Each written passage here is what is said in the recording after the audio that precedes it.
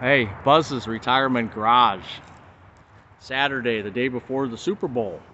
Who do you want to win? I personally don't care. Ever since Cleveland and Detroit got knocked out, I don't really have a favorite. Anyway, the subject of this video is pet peeves in your retirement years. And this may be a little controversial, but I don't think we should have any. Yeah, we shouldn't have any. Why do I say that? Because, all through my life, and I know, unless you're not from this world, you have some type of pet peeve. And maybe you keep it to yourself, but you have them, and you know it. And what I'm suggesting is that we, in retirement, we don't act on them. We get a little more, what's the word, nicer about things.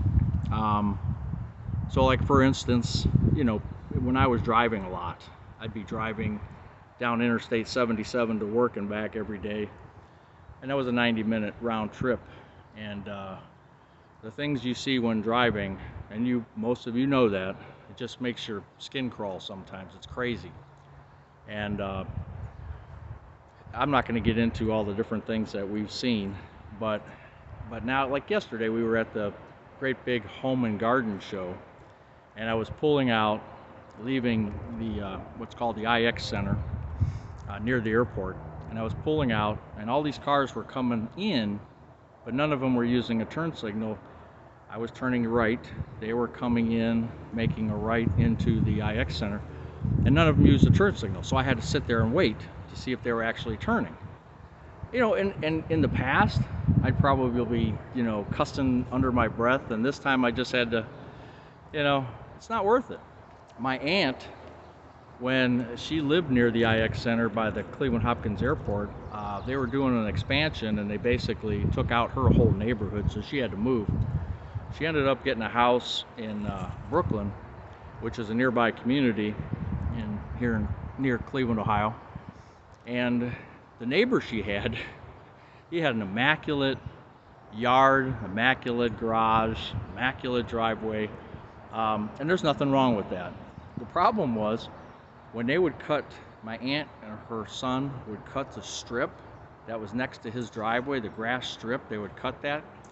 If they got 2 pieces of grass on that driveway, he was outside in an instant with his leaf blower pushing that away.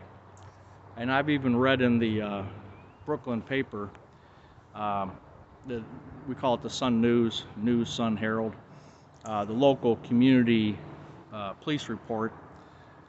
One person called the police because their sprinkler they were sprinkling their garden or their yard or whatever it was, and it got onto the water, blew over onto the guy's driveway, and he called the police. Don't be like that. Don't be like that. Let's take our pet peeves in retirement and just put them in a box and put a lid on it. We don't need that. What do we got? We're 60, 65, 70, 75 years old. How much life do we have left? Good life. Do we really want to spend it by bickering and moaning and bitching about this, that, and the other? Again, this is my personal preference. Maybe you still have pet peeves that you can't let go of, and that's fine. That's fine. But let's try to be the boomers. Let's try to be the nice ones in the group and make life for everybody a little bit better. Think about that. Give me a comment. Tell me I'm right. Tell me I'm wrong. I don't care. I answer all my comments, so I'd be curious to see what you have to say about that. Anyway, Buzz's Retirement Garage for Saturday. We'll see you later.